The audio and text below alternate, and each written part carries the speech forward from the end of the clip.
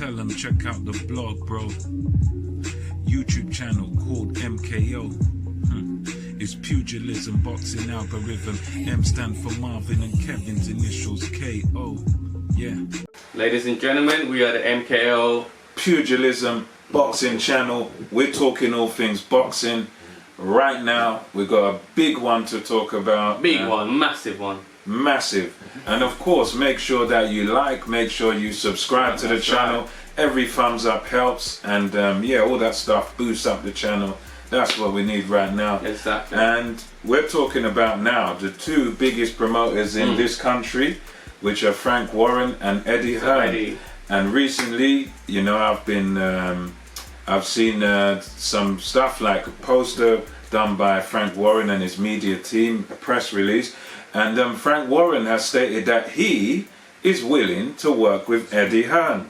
And for those of you that know anything about Frank Warren and Eddie Hearn, you know, particularly from Frank Warren's side of things, he just seems to literally hate Eddie Hearn. He seems to really have a strong dislike towards Eddie Hearn, but recently he's the old school and new school kid. Yeah, old school and new school thing. Yeah, you can tell like he just doesn't get along with Eddie Hearn and whatever. So recently he's come out though, he's been interviewed by a few platforms, he's put a press release saying that I'm willing to collaborate with Sky Sports and Matchroom, with Eddie Hearn. And he said that now we've got it in our hands to make the biggest fights happen. That's what me and Hearn have got in common, yeah? We can make the biggest fights happen. And he mentioned Yard versus Buatsi, Anthony Yard versus Joshua Buatsi, two light heavyweight. He presented this whole picture, Yard Buatsi, Daniel Dubois, DDD versus Dillian White, Derek Chisora, Delboy versus Joe Joyce, and many others. And you know, he said he's willing to, you know, almost let bygones be good bygones, work together. He goes, for the good of boxing, let's make this happen. So, yeah, what do you think about this, Kev? How realistic do you think this is for Matchroom and you know, Frank Warren to collaborate? How realistic is this? Well, I feel like, these people are grown-ups, so like just being grown-ups and being mature, I feel like they can leave their differences aside and then make this happen for, as I say, for the love of boxing. You know, and every day it's all about for the fan.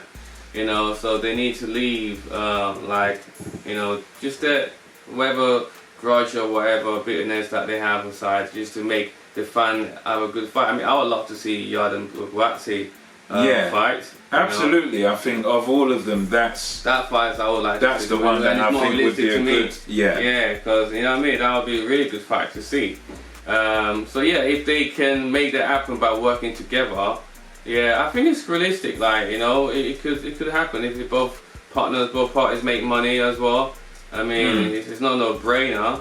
I think they can make it happen. Why not? Like, to a business guy, working together. Some of them they could make it happen, unless if they really don't want to make it, it's literally up to them to make it happen or not. But like, if Frank Warren is the one that usually is stubborn, can say that. That's right, he is the one that's usually stubborn for sure. Yeah, being an old school, I can understand being because Hearn has expressed he's willing to work for certain fights. He's tried it, but Warren's like, nah. Exactly, and so if Warren's now saying that, he'll be willing to collaborate. With Sky Sports, so that means if he says that, you know, that means it's gonna happen. Yeah, if they can get their business right, they can get everything in order, and I think it could happen. I mean, it's a possibility for. I think it's a possibility for certain fights, not for all the fights he listed. But also, Kev, another question is: some have stated this could be due to Frank's poor viewing figures. Because the last two shows he done, I think headlined by Lyndon Arthur, the other one where he had Joe Joyce as a headliner, and he had the other heavyweight David Adeleye and some others.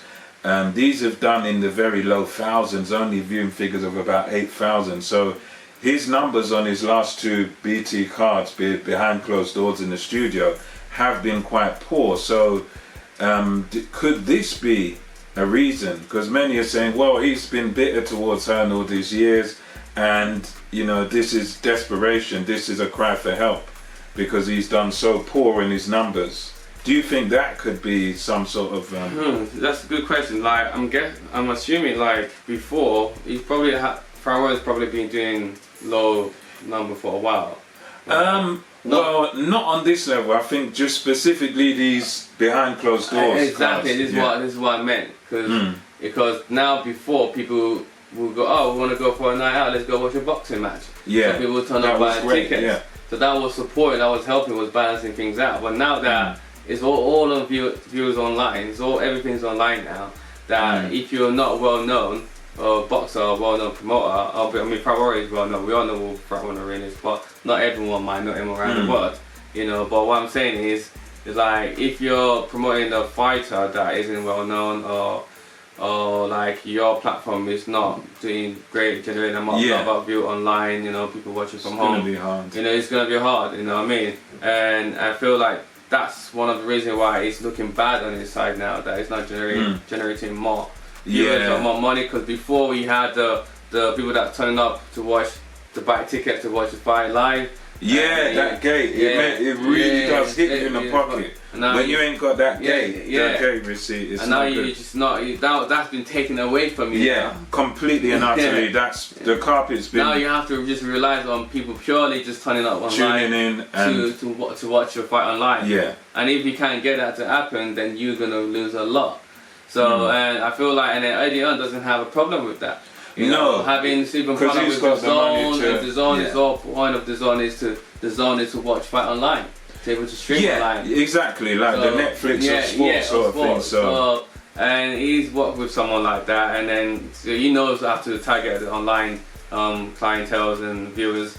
So I could see what people are saying like now he has no choice, and you know he's not really making that much online, so some of the person that can do it is Eddie Hearn. Eddie Hearn, So why not join partnership with him and leave my ego aside and make his money?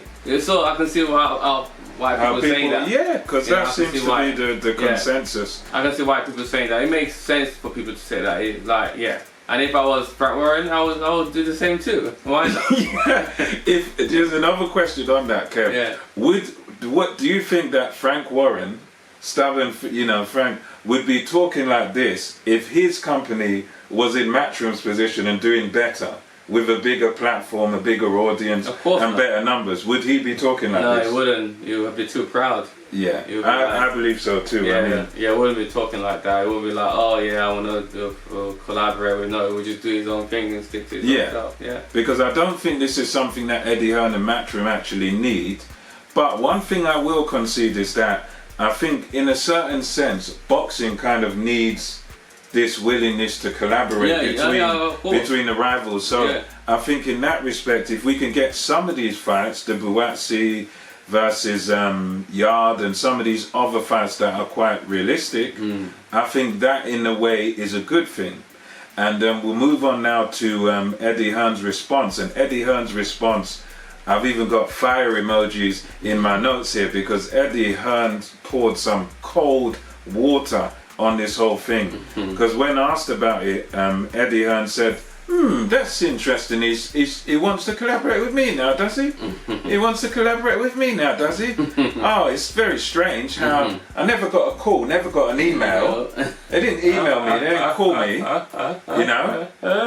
He goes, why did they go straight to a press release? If they're serious about working with me, come to me. He goes, they didn't come straight to him. They done a press release. They done this poster where they showed all these faces and saying, oh yeah, this one against that one. He goes, that's interesting. If they were serious, why didn't they come to me on the phone? Why didn't they come to me with an email? What it is, why was it press? I mean, they're trying to make Eddie Hearn look bad just in case it says no. That's it, exactly. That's what a lot of people they just drop it in a press release. They're like, we're not looking to what? Look, we've announced it. Yeah, but it's one that's exactly. They are cold for that. Because that's what it's going to be. I think some people, I think the people who don't like Eddie and who sort of envy him and envy his success and his company. Yeah.